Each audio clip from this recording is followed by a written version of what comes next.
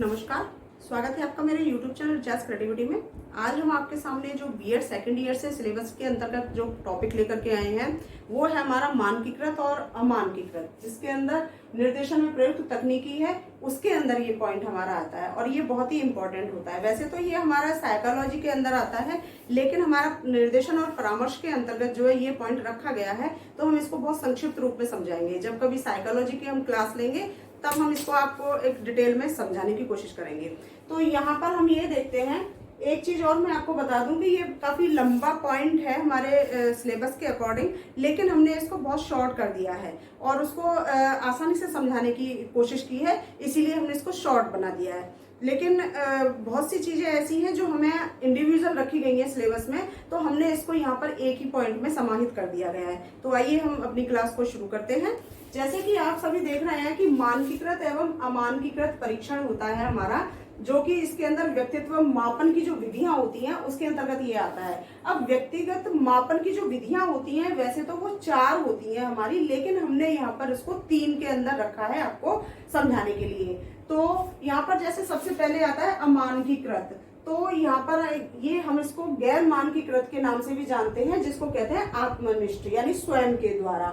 अब उसके अंतर्गत हमारा जो आता है वो कौन कौन सी आती है व्यक्तित्व मापन की जो विधियां हैं उनके अंदर, जैसे अमानकीकृत आत्मनिष्ठ के नाम से जानी जाती है। कभी भी अगर ऑब्जेक्टिव क्वेश्चन आपका एग्जाम के अंतर्गत आता है, अक्सर ये हमारा सीटेट और टेट इनके अंतर्गत ये सवाल हमारा पूछ लिया जाता है, तो ये उससे संबंधित भी है, तो आप लोग उस पर विशेष तौर से ध्यान दें। अब यहाँ पर जैसे हम देखते हैं आत्मनिष्ठ यानी स्वयं के द्वारा हम कुछ क्रियाएं करते हैं और कुछ, जैसे हमें कोई किसी समस्या से हम ग्रस्त हैं, जैसे कि परामर्श और निर्देशन की हमारी जो टॉपिक चल रहा है उसी के अंदर ये चीज रखी गई है कि एक व्यक्ति का जो कि किसी समस्या से ग्रस्त है, अब वहां पर उसको किस तरीके से निर्देशन दिया जाए, किस तरीके से उसकी काउंसलिंग और किस तरीके से उसको गाइडेंस किया जाए। तो वहां पर उसी चीज को रखते हुए उसमें ये पॉइंट हमारा आया है कि अमानकीकृत और मानकीकृत इन परीक्षणों से एक बालक का व्यवहार कैसे परिवर्तित किया जा सकता है। तो उसके अंदर ऐसी कौन कौन सी तकनीकियां या विधियां होती हैं जिससे कि हम परिचित हो सकते हैं, और एक बालक का या इस समस्या से ग्रस्त कोई भी वो व्यक्ति भी हो सकता है, तो उसको उचित रूप से मार्गदर्शन किस तरह से दिया जा सकता है।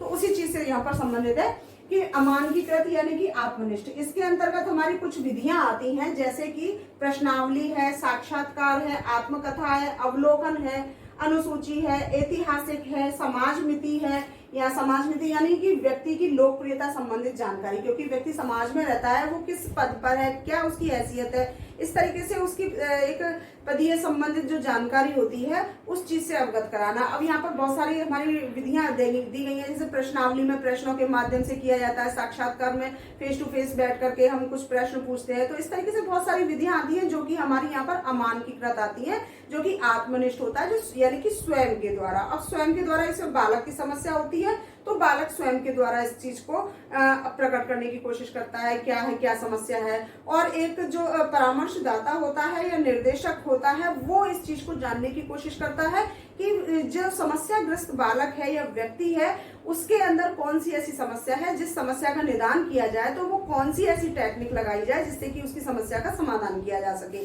तो ये तो अमानकीकृत में हो गया। दूसरा हम देखते हैं मानकीकृत यानी वस्तुनिष्ठ। ये ऑब्जेक्टिव होता है, वस्तुनिष्ठ यानी कुछ ऐसे तथ्य जिससे संबंधित ये हमारी बातें निकलती हैं। अब यहाँ पर हम देखते हैं कि उपलब्धि परीक्षण, बुद्धि, अभिक्षमता, रुचि और रेखा चित्र, इनके माध्यम से यहाँ पर मानकीकृत यानी कि एक इस तरीके से ऑब्जेक्टिव टाइप जो हमारे कुछ तथ्यों से संबंधित जानकारी ली जाती है, वहां पर उसको कहा जाता है मानकीकृत परीक्षण। अब उसके अंतर्गत हमारी बुद्धि की जानकारी ली जाती है कि जो समस्या से ग्रस्त बालक है वहां पर हम उसकी समस्या का निदान किस तरीके से कर सकते हैं, उस तथ्य की कोशिश की जाती है जानने की।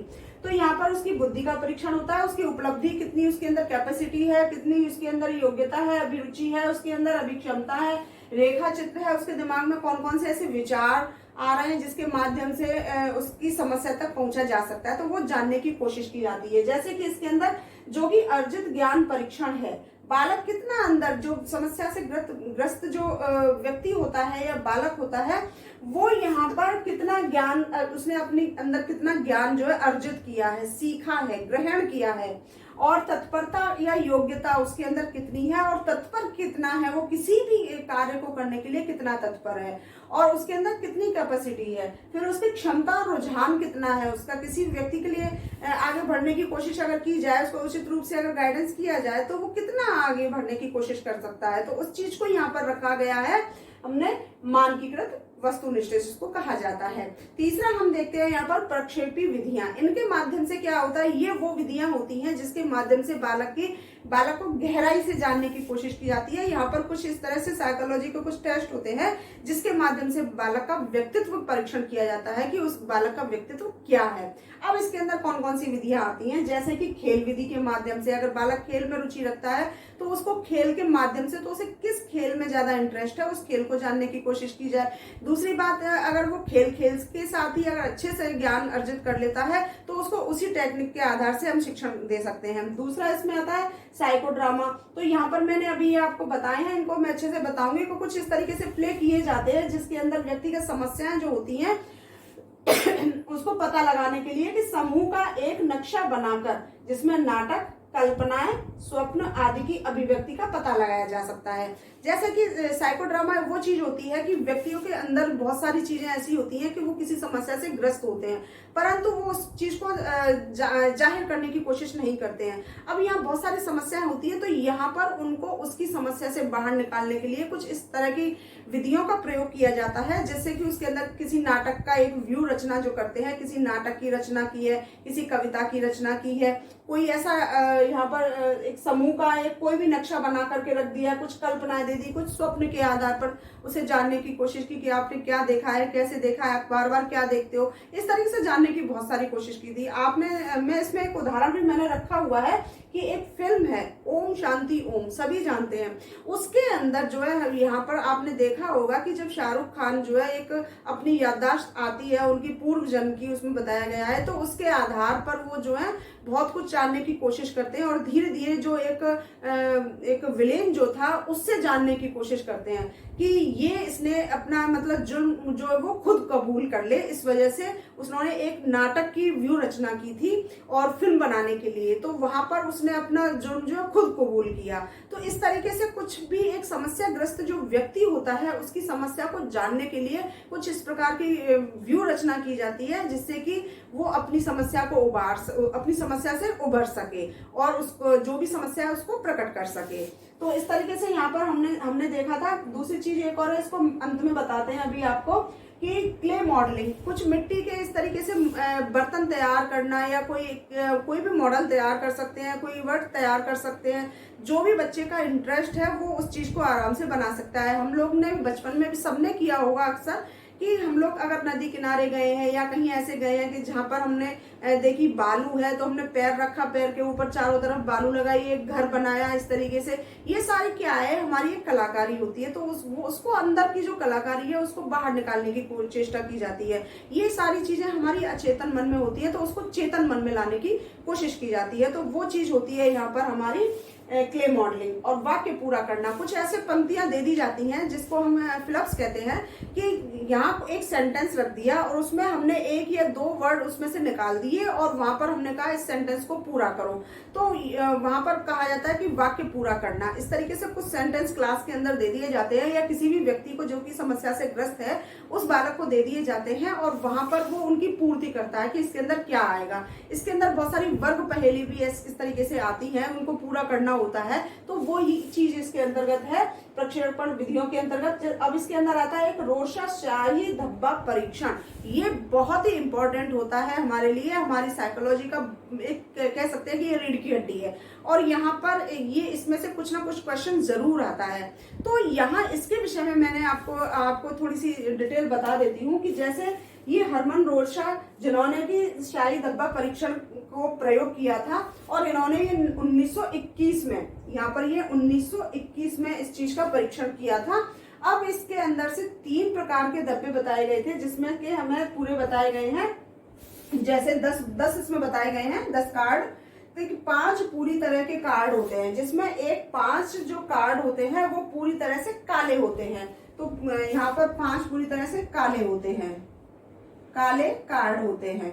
अब यहाँ पर जो 5 पूरी तरह के कार्ड हो गए, दूसरा होता है दो होते हैं जिसमें एक काला और एक लाल, इसमें होते हैं 2 हमारे, तो एक काला और एक लाल। तो अब यहाँ पर तीसरा जो आता है रंग बिरंगे धब्बे वाले कार्ड, यानी 3 कार्ड ऐसे होते हैं जो रंग बिरंगे, यानी कहने का मतलब ये है कि इसमें कुल टोटल 10 कार्ड इन्होंने ऐसे दिए हैं, जिसमें से कि 5 कार्ड तो हमारे बिल्कुल काले होते हैं और इसमें से 2 कार्ड ऐसे होते हैं जो कि एक काला होता है एक सफेद होता है, और 3 कार्ड ऐसे होते हैं जो कि रंग बिरंगे होते हैं। तो इस तरीके से कुल कार्ड होते हैं वो 10 होते हैं। अब इन्होंने क्या किया था कि इस तरीके के जो बच्चों पर परीक्षण किया जाता है कि सभी बच्चों को एक एक कार्ड दे दिया जाता है, और एक एक कार्ड देने के बाद उनके अंदर जिज्ञासा क्या है, उनको देखने की प्रतिक्रिया क्या है, उनकी योग्यता क्या है, उनकी सक्षमता क्या है, इस चीज का परीक्षण करने के लिए प्रत्येक बालक को जब कार्ड दिया जाता है तो प्रत्येक बालक का नाम लिख करके उसकी योग्यता को जानने के लिए उनके कॉलम बना दिए जाते हैं, और उसके बाद उनकी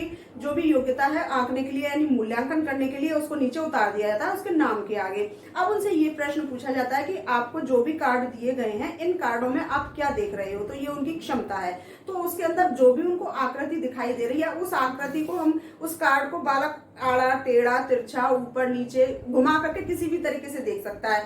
अब वहां पर उसको आगे बढ़ने के लिए जब हम कहा जाता है कि आप अपनी जैसे भी चाहें देखिए, तो वो उसको उसी हिसाब से देखता है, उसको जितनी भी आकृतियां दिखाई देती हैं, जो जो उसको दिखाई देता है वो बताता चलता है, और जो निरीक्षक होते हैं वो उस चीज को उसके नाम के आगे उतारते चलते हैं। तो ये उनकी योग्यता का एक परीक्षण किया जाता है। तो इस तरीके से रोडशा ने ये किया था। अब यहाँ पर हमने जितनी भी सूचना है वो एकत्रित करके व्यक्ति के व्यक्तित्व का परीक्षण किया जाता है, तब निष्कर्ष निकलता है।